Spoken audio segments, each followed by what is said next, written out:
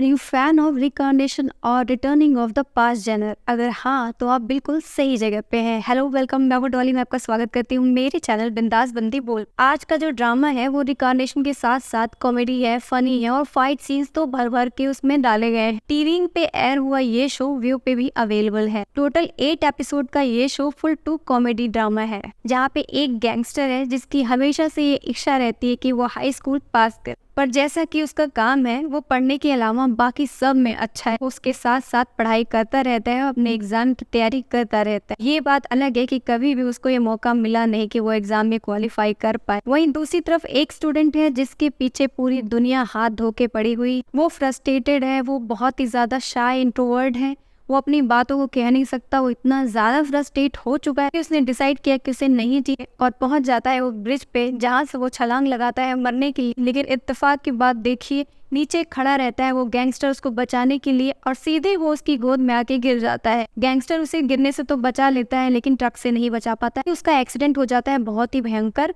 जिसमें उस गैंगस्टर की जान चली जाती और उस गैंगस्टर की आत्मा उस स्टूडेंट की बॉडी के अंदर आ जाती है, जहाँ से हमारी स्टोरी शुरू होती है।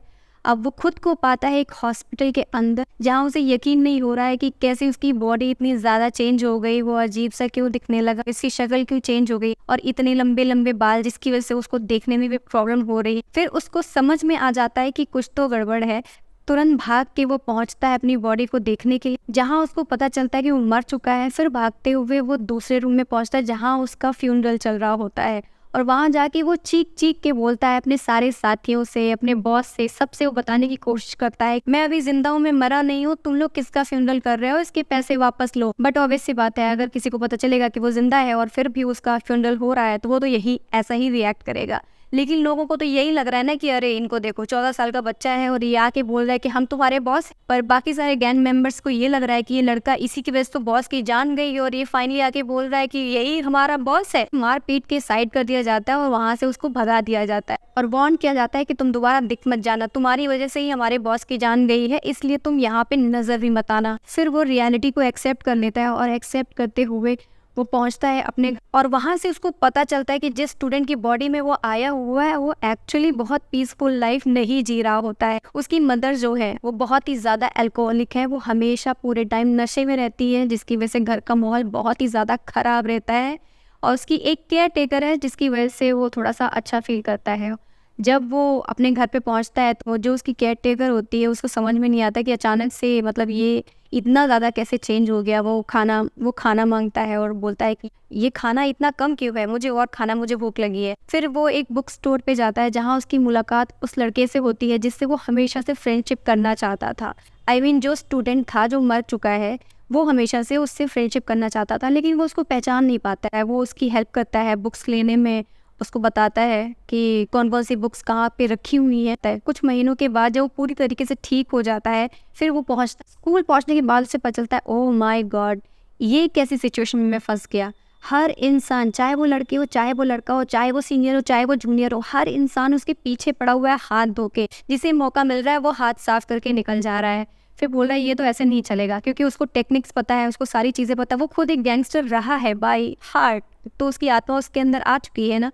तो वो अपनी टेक्निक्स बहुत ज़्यादा यूज़ करने की कोशिश करता है, सोचता है कि मुझे ऐसे नहीं ऐसे डिफेंड करना चाहिए, लेकिन वो डिफेंड नहीं कर पाता है क्योंकि जिसकी बॉडी में वो ऑलरेडी है वो बहुत ही ज़्यादा वीक है। वो स्टूडेंट है जो खाता पीता नहीं था, वो अपनी बॉडी का इतना ख्याल नहीं रखता था। कुछ ऐसी सिचुएशंस क्रिएट होती हैं जहाँ पे फिर से उसकी मुलाकात अपने गैंग मेंबर से होती है, उसको किडनैप कर लिया जाता है। तो वहाँ पे जब काफ़ी सारी फाइट होती है, जो उसके गैंग मेंबर्स होते हैं उसको फिर से वो याद दिलाने की कोशिश करता है कि अब तो समझ जाओ कि मैं ही हूँ, लेकिन कोई समझने के लिए तैयार नहीं है कि ये कोई और नहीं, ये हमारा बॉस ही है।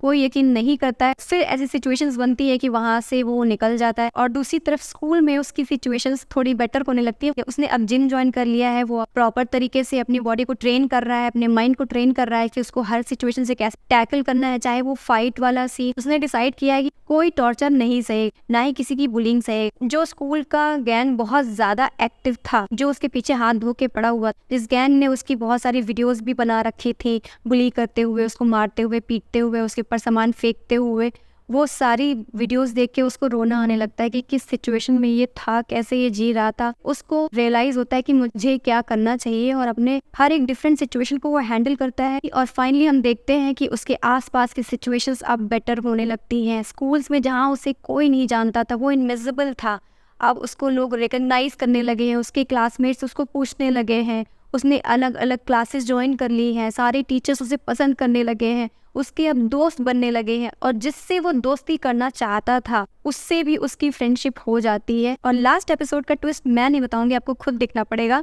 ये ड्रामा एक थ्रिलिंग एक्शन से भरपूर एंड हार्ट वार्मिंग ड्रामा है जिसे मैं रेट करूंगी 8 आउट ऑफ 10। एक गैंगस्टर जो हाई स्कूल में एंट्री लेता है, ये एक यूनिक प्रमाइस है जिसे ब्रिलियंटली एग्जीक्यूट किया गया है। एंड राइटिंग की तो बात ही मत करो, K dramas are famous for their writings. K dramas are world widely famous for their script writing. आखिर ऐसा क्यों है? क्योंकि वहाँ पे 90% राइटर्स जो हैं वो फीमेल्स हैं। उन्हें बहुत अच्छे से पता है कि हमें अपने ऑडियंस को क्या देना है। It's chaotic and unpredictable from the very start. इस पूरी सीरीज में कोई भी डल मोमेंट नहीं मिलेगा, जो कि इसका प्लस पॉइंट है। शो का प्लॉट बिल्कुल फ्रेश एंड क्रिएटिव है। Even friendship of two friends is very solid and genuine. And show की एंडिंग काफी सेटिस्फाइंग एंड एंजॉयबल है, जो फन भी है और सीरियस भी। Particularly the last episode I enjoyed the most. ये 2024 की बेस्ट सीरीज है, इसे देखना तो बनता है। आपने इस सीरीज को अभी तक देखा या नहीं, मुझे बताएं मेरे कमेंट सेक्शन में कमेंट करके। That's all for today now. If you like this video, please like, subscribe and press the bell icon for the latest updates. Until then, take care and bye bye.